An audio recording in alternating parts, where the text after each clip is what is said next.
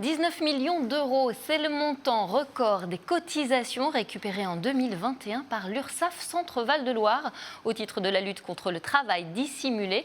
Un chiffre en augmentation de 230% par rapport à 2020. Alors comment expliquer une telle hausse et quels sont les secteurs où l'on fraude le plus? On en parle avec notre invité du jour. Julien Floch, bonjour. Bonjour. Vous êtes donc le directeur de l'URSSAF Centre-Val de Loire. Expliquez-nous d'abord comment une telle hausse des fraudes.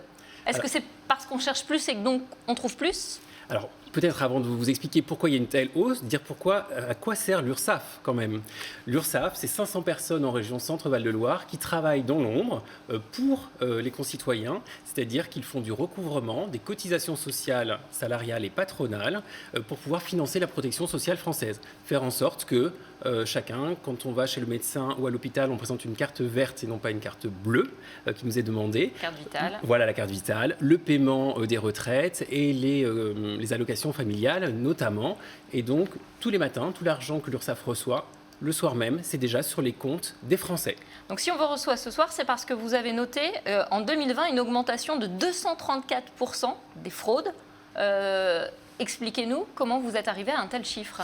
Oui, effectivement, on a un ciblage des fraudes qui est beaucoup plus efficace. On a la puissance publique, les pouvoirs publics qui nous donnent des droits beaucoup plus importants qu'on avait antérieurement. L'exercice du droit de communication, les inspecteurs du recouvrement, de la lutte contre le travail illégal peuvent faire des demandes auprès des banques. On a des signalements avec nos partenaires. Le travail partenarial fonctionne très très bien avec Tracfin. On peut réagir par rapport à un PV qui est dressé par la police ou la gendarmerie. Et donc, c'est la somme de ces investigations qui sont parfois menées au long cours qui amènent à avoir des redressements beaucoup plus importants pour rétablir à la fois la concurrence loyale, parce que les entreprises nous demandent de faire de la lutte contre le travail illégal, oui. Puisque la quasi-intégralité des entreprises respectent les règles et payent leurs cotisations mensuellement. Alors, dans quel secteur est-ce que l'on fraude le plus ? Alors, il y a effectivement des secteurs qui sont plus sensibles, des formes de fraude aussi qui se développent. Alors, bien sûr, dans le BTP, on a cet exemple. On a aussi tout ce qui est fraude au détachement, c'est-à-dire c'est des fraudes qui peuvent rapporter beaucoup à l'employeur qui ne déclare pas les cotisations sociales, parce qu'au mieux, il peut les déclarer lorsque la fraude au détachement est illégale. Vous avez une entreprise étrangère qui intervient en France, c'est tout à fait légal. C'est tout à fait légal si le salarié qu'elle fait venir de l'étranger vient de manière temporaire en France.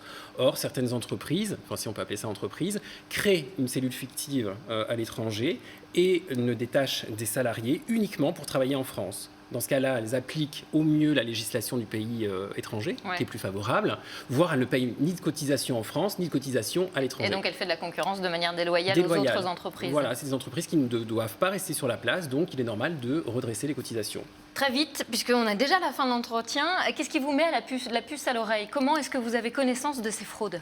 Alors, je vous le disais tout à l'heure, des signalements, des analyses de comptes bancaires qui font apparaître des chiffres d'affaires très importants et des cotisations sociales à côté qui ne le sont pas du tout.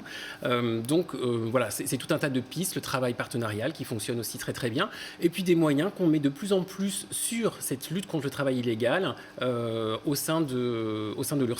Voilà. Bon, écoutez, bonne continuation dans votre activité. Merci de ce que vous faites en tout cas. Merci. Merci.